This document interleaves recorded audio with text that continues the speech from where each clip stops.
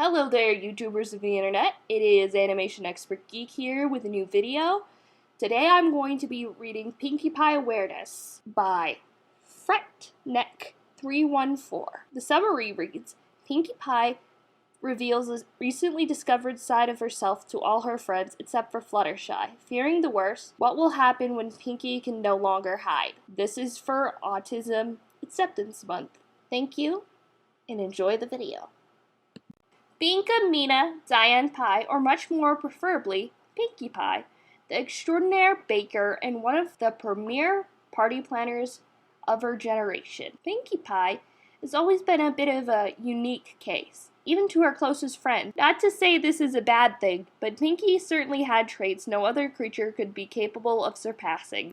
With the seemingly endless supply of energy, the ability to materialize herself in random objects into appearance, a near photographic memory when it came to events, anniversaries, or a creature's favorite kind of parties, and most importantly, the ability to turn almost any frown upside down with her contagiously bubbly demeanor. Pinkie Pie's truly one-of-a-kind presence. She loves making new friends wherever she goes, and her devotion to cheering up others made her a welcome sight to the citizens of Ponyville, and of course, her best friends in the whole wide world. Though, that's not to say there are some disadvantages to Pinkie's persona. While she often tried to make others smile or laugh, there was also a lack of awareness when someone didn't want to be bothered by her. If a creature was sad or angry and didn't want to party, Pinkie would often go to the well beyond extreme point to pour her heart out to them, which had admittedly backfired on several instances. In addition to that, Pinkie also seemed to lack a lot of the social cues and boundaries that others possessed. Even she herself could tell you that she often spoke whatever was on her mind without really thinking about it. Be it through accidentally hurting one of her friends when they were upset, her sometimes scatterbrained quirks causing annoyances, or just not simply knowing what the definition of the right place at the right time is. Her extroverted personality could both be a blessing and a curse. That doesn't mean Pinkie's a bad pony, though, furthest thing from the truth as a matter of fact. As her closest friends could attest, even though Pinkie Pie had the ability to frustrate and baffle them at the worst of times, they knew that she had one of the biggest hearts in Equestria, always having the best of intentions. Her positives outweighed her negatives every day. For every antic and prank she pulled, there were cleverly well-crafted parties catered to every creature she met. For every antic and prank she pulled, there were cleverly well-crafted parties catered to every creature she met. For every slip of the tongue she made, there were those decadent pastries and desserts she would bake specifically for anyone, anytime they asked. For every invasion of personal space, there were genuine apologies and a desire to learn and grow.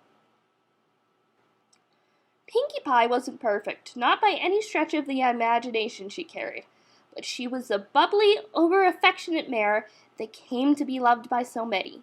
Still, others were often curious as to the reasoning for her spontaneous spirit, a mystery she herself couldn't explain.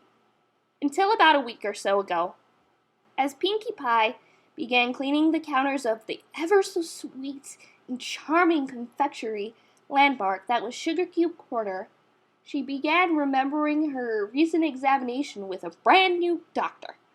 And boy, oh boy, was an experience not even a twitchy tail could predict. Her trusted physician having retired, this new stallion wanted to get to know his new patient better by having her fill out a long self-evaluation survey. Pinkie Pie didn't know what the test was for specifically. Pinkie Pie didn't know what the test was for specifically, but she knew there was a lot of questions. A task that the bouncing and impatient mare regretted doing. Still, though, he seemed nice enough, so she figured out the least she could do was fill out each of the painfully boring questions as honestly as she could. Still, though, he seemed nice enough, so she figured the least she could do was fill out each of the painfully boring questions as honestly as she could. Having handed the results back to the receptionist and undergoing the standard routines a normal doctor would go through during a checkup, though he seemed absolutely shocked.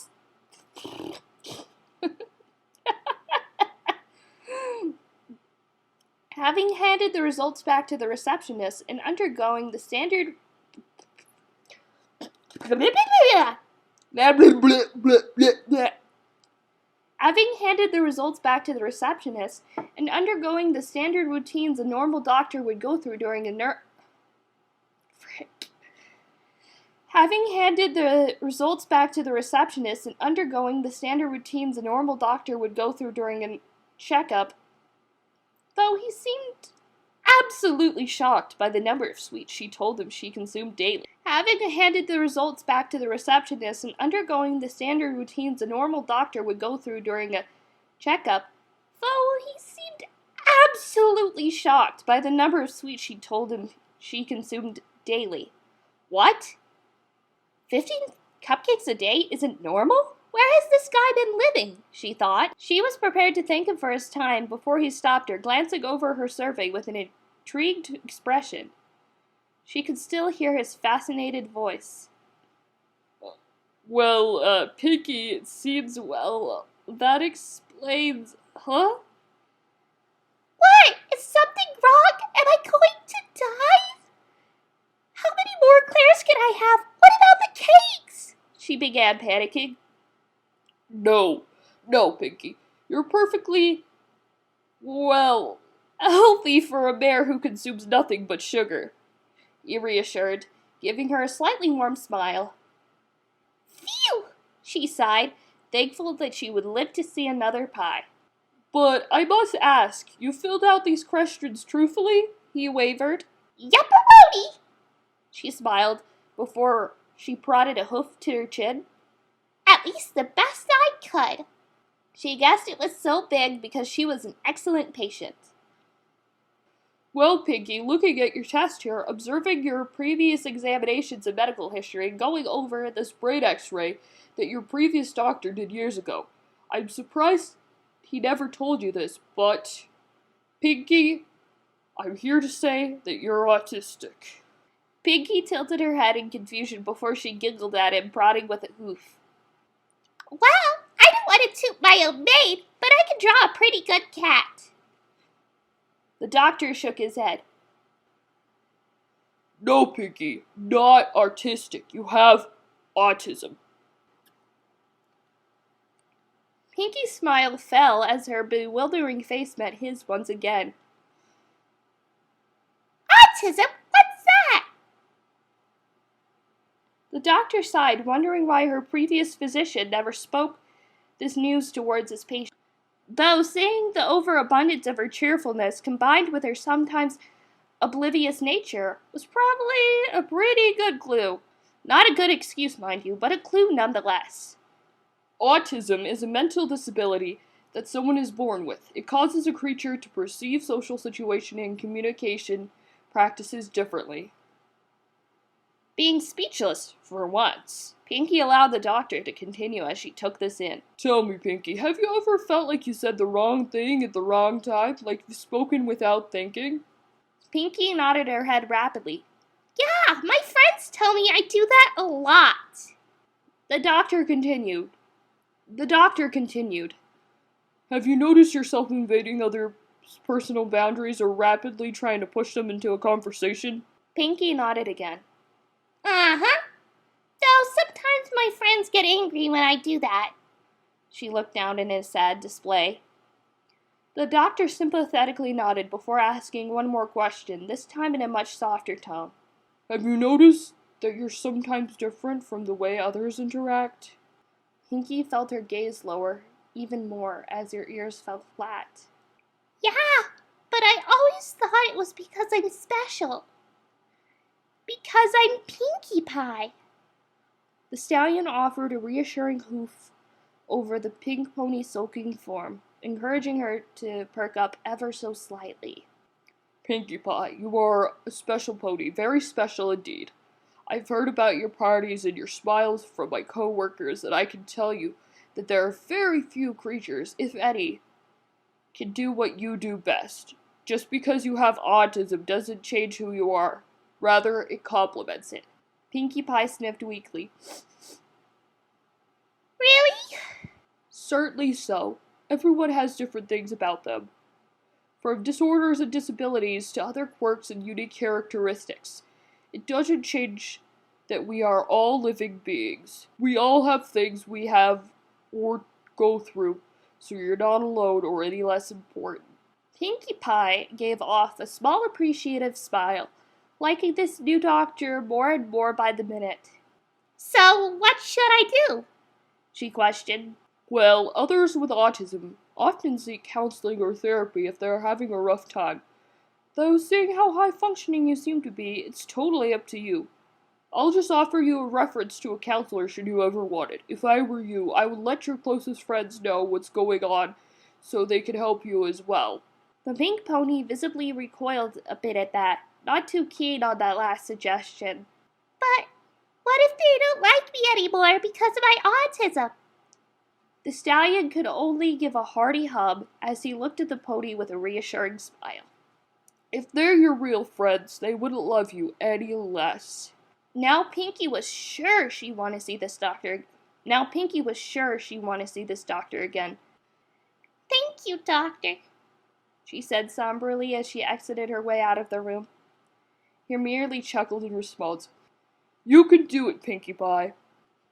Now as she was polishing off every tabletop she could find in the establishment, she reflected on her newfound discovery and the responses it gave. To say she was petrified at first would be an understatement. What if they think I'm weird or crazy or that I'm not the real Pinkie? While she took very little time to quell that last suggestion, those first two were very much prominent in her mind.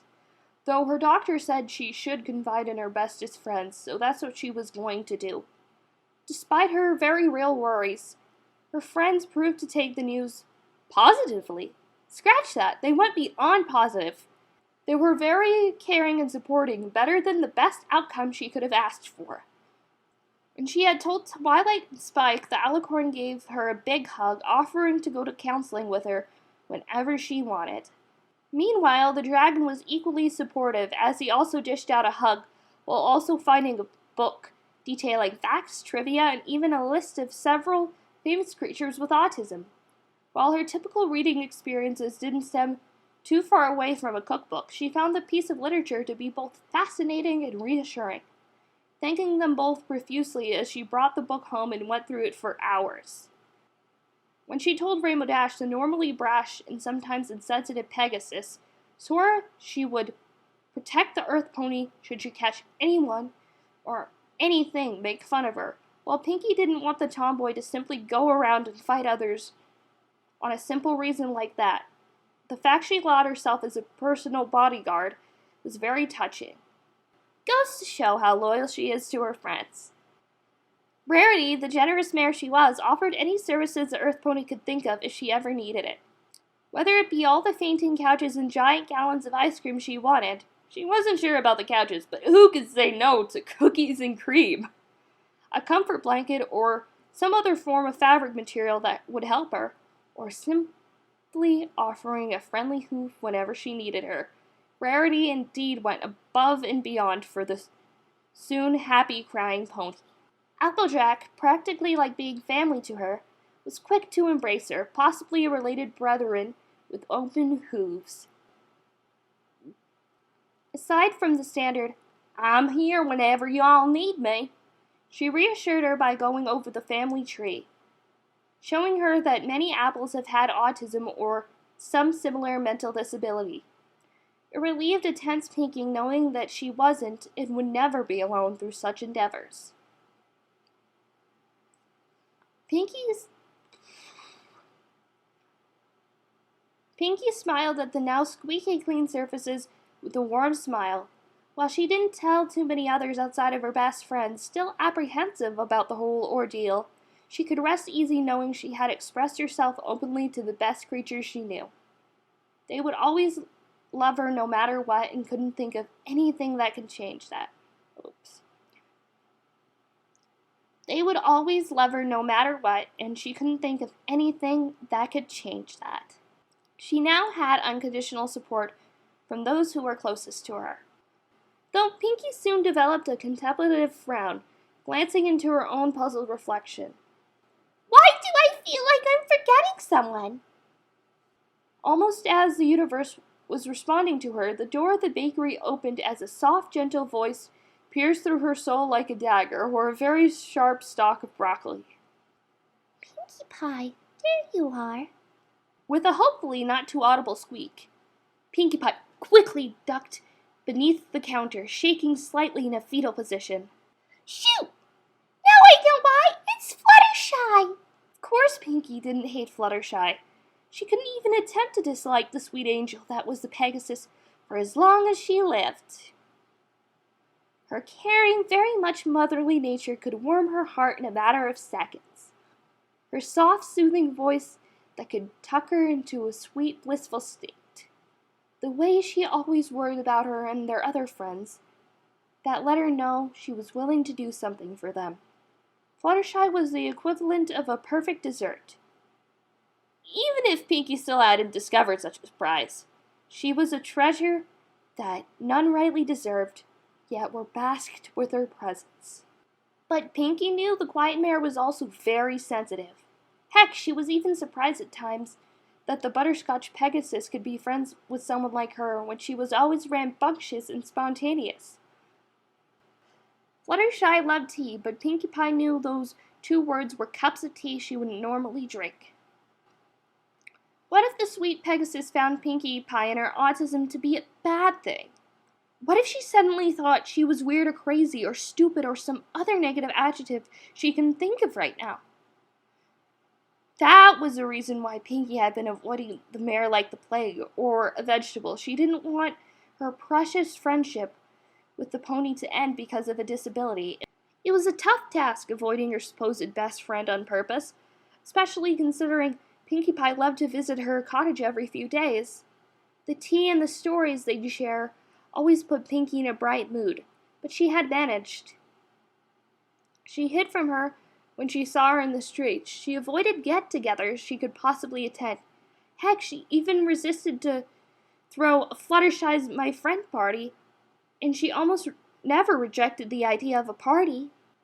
Perhaps her hide from Fluttershy plan worked a bit better than expected. She hid so well she forgot all about hiding from the mare, and now there she was, in the bakery, slowly making her way to the counter. Pinkie wanted to tell her the truth. She wanted to believe the doctor's words that her friends loved her. But what if the timid Pegasus didn't? What if she hated her because she was loud and strange? Pinkie? Fluttershy called, making her way to the hiding spot. Pinkie, please come out. You haven't visited me at all the past week. I'm really worried about you. Is everything all right? The Earth Pony could hear the overwhelming concern in her friend's voice. That sweet, sweet voice felt like a poisoned cupcake to the stomach. She had to think of something quick, some way out of this. Pinkie Pie is not here right now. Please leave a message after the beep. Beep! She huffed in a obviously fake accent, hoping to throw the mare off, just enough to get her to retreat.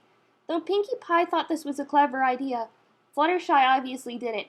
Pinkie, I know you're behind the corner. I didn't do anything to upset you, did I?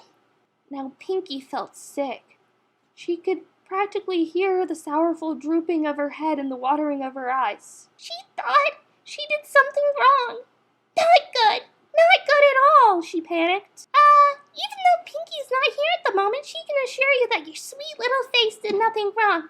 Beep! Pinkie continued the charade. Pinkie, please, if there's something bothering you, I want to help you. Rainbow said you have something to tell me. Pinkie Pie grumbled under her breath. Rainbow's getting one less donut next time she comes in. Nah, that's too cruel. Maybe a half of a donut. Well, Rainbow is a big liar! Pinkie screamed before realizing she forgot the fake accent. Please leave a message.